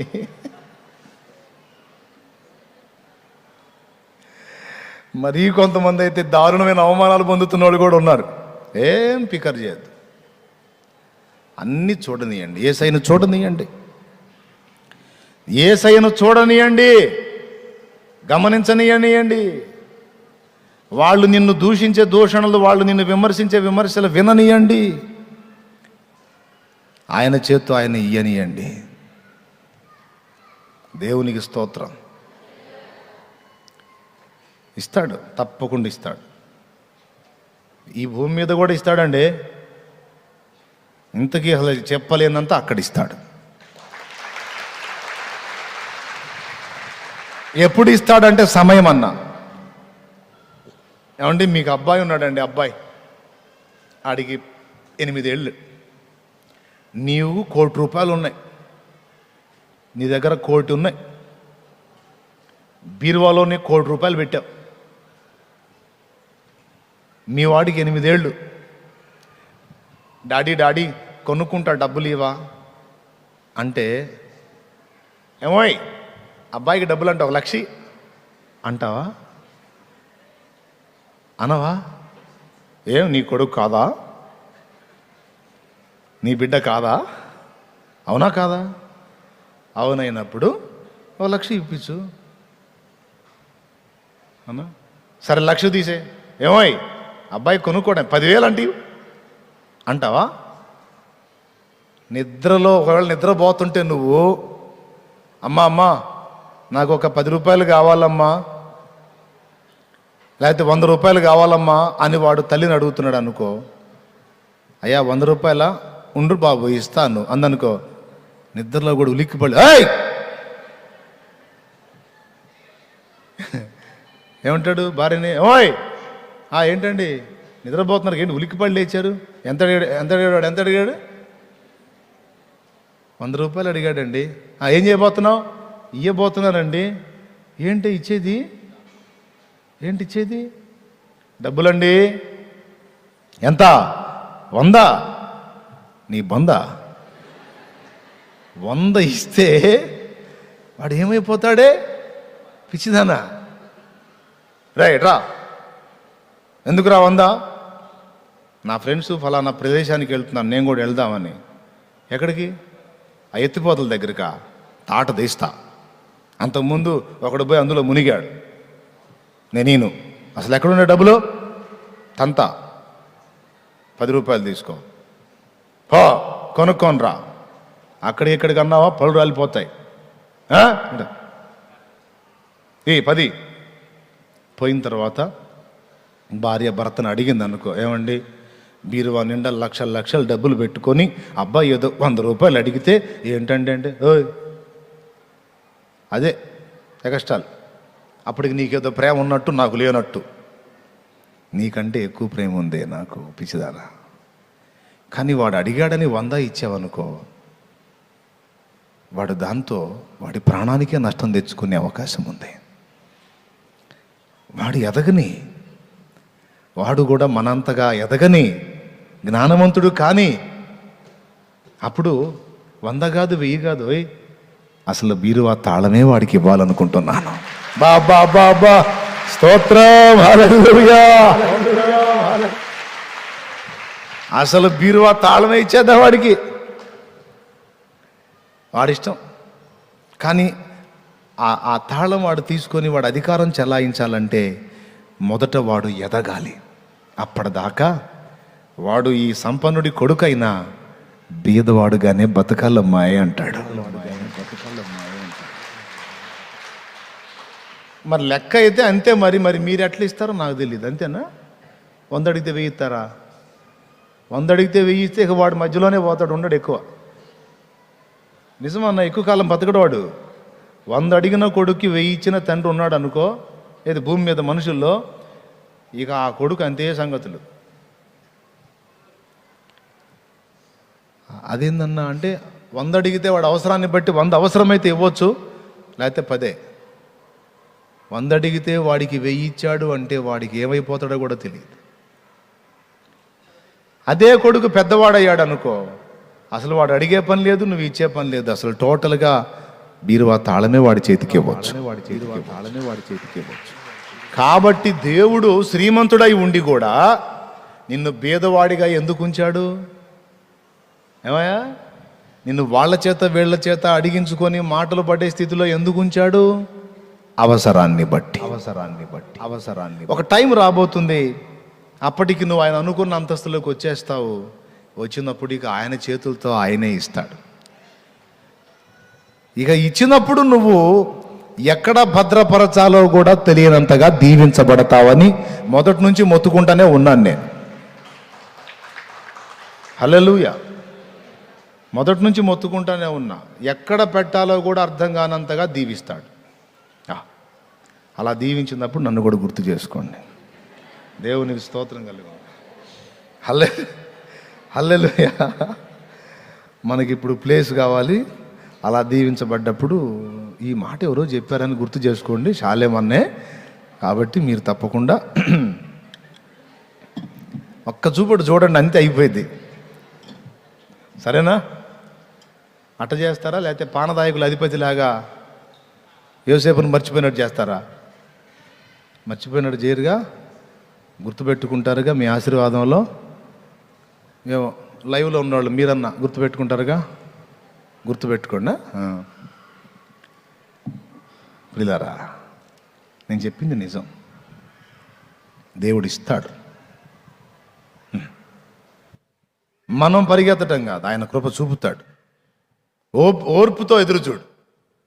ఏమి ఇస్తాడన్నా, ఎటు దారి లేదన్నా, ఎలా ఇస్తాడు అర్థం కావట్లేదు అన్న ప్రశ్న వేయవా. విశ్వాసం అంటే లాజిక్కి వ్యతిరేకమైంది. ఎలా సాధ్యమైంది అన్న ప్రశ్న మనుషుల ముందు అనుగాని దేవుని ముందు అనవాకు. దేవా, ఇది ఎలా సాధ్యమైందని యేసయ్య ముందు అనవాకు, అది పాపమైద్ది. అది పాపమైద్ది. ఎలా సాధ్యమైద్దని నన్ను అడుగుతావా? వెర్రి ముఖమా, ఎవరుమై అంటాడు ఆయన. అదేంటి ప్రభువా, కష్టమే కదా అంటే, నీ కష్టం నాకా? నా కష్టమా? నాకు చేత కాదా? యెహోవాకు అసాధ్యమైనది ఏదైనా కలదా అంటాడు. కాబట్టి నమ్ము, నిరీక్షించు, అనుభవాలు నేర్పుతున్నాడు, నేర్చుకో. అవమానాలకు అప్పగించాడు, అనుభవించు, సంతోషంగా భరించు. ఒక రోజు రాబోతుంది, అప్పుడు ఉంటుంది నీకుంటుంది, నేను అన్నోడి కూడా ఉంటుంది. నీకుంటుంది, నిన్ను అన్నోళ్ళకి కూడా. యేసయ్య ఇస్తే అంత ఉంటుంది. ఓకేనా? మరి ఇంకేంటి, టైం అయిపోయింది. మాటలు పడుతున్నావా? నిన్ను మాటలు అంటున్న వాళ్ళ మాటలు యేసయ్య విననివ్వు. నిన్ను అవమానంగా నలుగురిలో ఆరడిపరుస్తున్నారా? ఓకే, అది చూడనివ్వు యేసయ్యని. నీ ప్రార్థన విననివ్వు, నీ విశ్వాసాన్ని చూడనివ్వు, నీ నిరీక్షణను ఆయన పరీక్షించనివ్వు, ఆయన ఇవ్వనివ్వు. నువ్వు పరిగెత్తి పొందుకుంటే కాదు, ఆయన ఇవ్వాలా. అద్భుతం. దేవునికి స్తోత్రం కలుగును. కొడుకుని తీసుకొని బజారుకి వెళ్ళింది తల్లి, సరుకులు కొందామని. ఒక కిరాణా స్టోర్లో ఆమె కావాల్సిన సరుకులన్నీ కట్టించుకుంటా ఉంది. కొడుకు చిన్నోడు, శనక్కాయ పప్పు ఉంటాయిగా, శనక్కాయ పప్పు, వాటికెళ్ళి దీనంగా చూస్తున్నాడు. వాళ్ళమ్మ సరుకులు కట్టించుకుంటుంది. ఆ షాపు వాడు అన్నాడు, ఓనరు, రే బాబు ఏంట్రా అట్ట చూస్తున్నావు, తీసుకోరా, అమ్మో తీసుకో అన్నాడు. తీసుకోలేడు. 2 చేతులు ఇట్లా కట్టేసుకొని చూస్తా. పోనీ పక్క కన్నా చూస్తాడంటే పక్క చోట్ల సీసాకెళ్ళే చూస్తాను. 2 సార్లు అడిగాడు, పొట్లాలు కడతా, తీసుకోనా, నేను పొట్లం కడుతున్నా, తీసుకోరా, చూడవాకు, తీసుకొని తిన్నానా అంటే అతనికి వెళ్ళి చూస్తున్నాడు, దాని సీసాకెళ్ళి చూస్తాడు. 3-4 సార్లు అడిగి ఆ పొట్లాలు కట్టడం ఆపేసి ఆ సీసా మూత తీసి చేతితో తీసి ఇక పట్టు అన్నాడు. ఆయన ఎప్పుడైతే తీసి ఇవ్వటం మొదలు పెట్టాడు, అప్పుడు 2 చేతులు చాపాడు. చాపి ఇక జేబులు పోసుకుంటున్నాడు. ఆ సరుకులు తీసుకొని వాళ్ళమ్మ ఆ షాపు దగ్గర నుంచి పక్కకు వచ్చినాక అడిగింది, ఎరా బుద్ధుందా నీకు? ఆ అంకులు 4 సార్లు తీసుకోనానా అంటే పెద్దవాళ్ళు చెప్పినప్పుడు వినాలి కదా, తీసుకోమన్నప్పుడు తీసుకోవాలి కదా, ఏమిట్రా నీ చేష్టాలు? మరి తీసుకున్నాడు, ఆయన ఇచ్చినప్పుడు ఎందుకు తీసుకున్నావు? తీసుకున్నాడు, తీసుకోకుండా ఉండాలి, దానికి వెళ్ళి చూడకుండానన్నా ఉండాలి. చూస్తావు, తీసుకోమంటే తీసుకోవు, మళ్ళీ ఆయన ఇస్తే తీసుకున్నావు, ఏంట్రా నువ్వు అని. అప్పుడు వాడు, అమ్మా అది కాదే అసలు సంగతి, అంకుల్ నన్ను తీసుకోమన్నప్పుడే తీసుకునేవాడిని, తీసుకోమన్నప్పుడే తీసుకుంటాను, నా చెయ్యి అంతా, నా చేతికి ఎన్నో వస్తాయే, అవునా? అందుకని అంకుల్ చేతితో ఇస్తే, అంకుల్ చేయి అంత పెద్ద చేయమా, నా పై జేబు కింద జేబులో నిండి చేతులకు వచ్చినాయమా.